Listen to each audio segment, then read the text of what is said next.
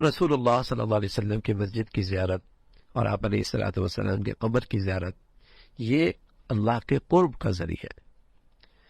قبر نبی کی زیارت کے آداب ہیں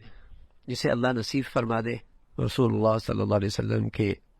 روضہ اقدس میں حاضری کی تو پہلے آپ مسجد نبوی کی زیارت کا عزم کریں، ارادہ کریں، پھر اس کے ساتھ قبر مبارک کی زیارت کی نیت کریں،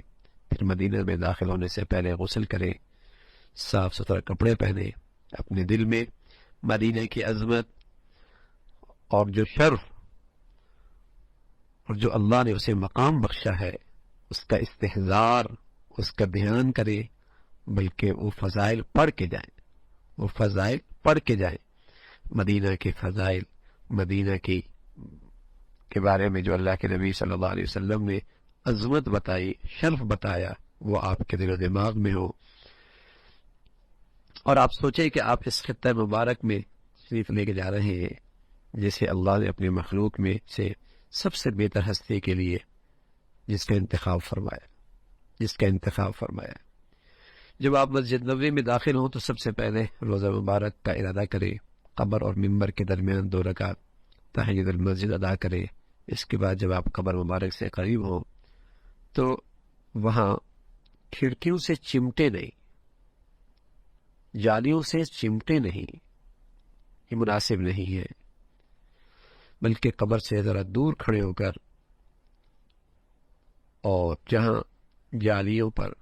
سوراخیں بنی ہوئی ہیں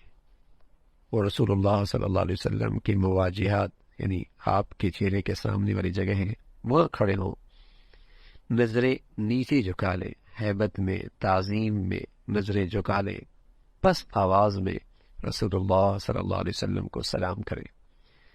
اور کہیں کہ میں گواہی دیتا ہوں کہ اللہ کے سوا کوئی معبود نہیں، اور گواہی دیتا ہوں کہ آپ محمد صلی اللہ علیہ وسلم اللہ کے بندے اور رسول ہیں۔ اے اللہ کے رسول، یا رسول اللہ، میں گواہی دیتا ہوں آپ نے اپنے رب کا پیغام پہنچا دیا، اپنی امت کی خیر خواہی کا حق ادا کر دیا، اور اپنے رب کے راستے کی طرف حکمت اور موعظہ حسنہ کے ساتھ دعوت دی، اور زندگی کے آخری لمحے تک اللہ کی عبادت کرتے رہے۔ ہزارہا درود السلام ہو اے رسول اللہ صلی اللہ علیہ وسلم، آپ پر، آپ کی اولاد پر، آپ کے اصحاب پر، جس طرح ہمارا رب چاہتا ہے۔ اے اللہ، آپ پر لاکھوں کروڑوں درود السلام ہو، جیسے اللہ کو پسند ہے، اللہ چاہتا ہے، اس طرح آپ پر درود السلام ہو۔ یہ حضور علیہ الصلوۃ والسلام کی قبر کے سامنے کھڑے ہو کر روضہ رسول کے سامنے اس انداز سے سلام کیا جائے۔ پھر قبلے کی طرف رخ کیجئے، تھوڑا سا آگے ہو جائیے، اور پھر اللہ سے دعا کیجئے، پھر دعا کیجئے اللہ سے۔ دعا ایک مناجات ہے، اور یہ اللہ کا حق ہے، یہ اللہ کا حق ہے، اس میں کسی کو شریک نہ کریں۔ اللہ رب العزت سے قبلہ رخ ہو کے دعا مانگے، خوب مانگے کہ اے اللہ یہ حاضری یہ قبول فرما لے، یہ حاضری قبول فرما لے، اور وہ دعا اس انداز سے کرے کہ اے اللہ تو نے فرمایا ہے نا، اور تیرے ہی ارشاد ہے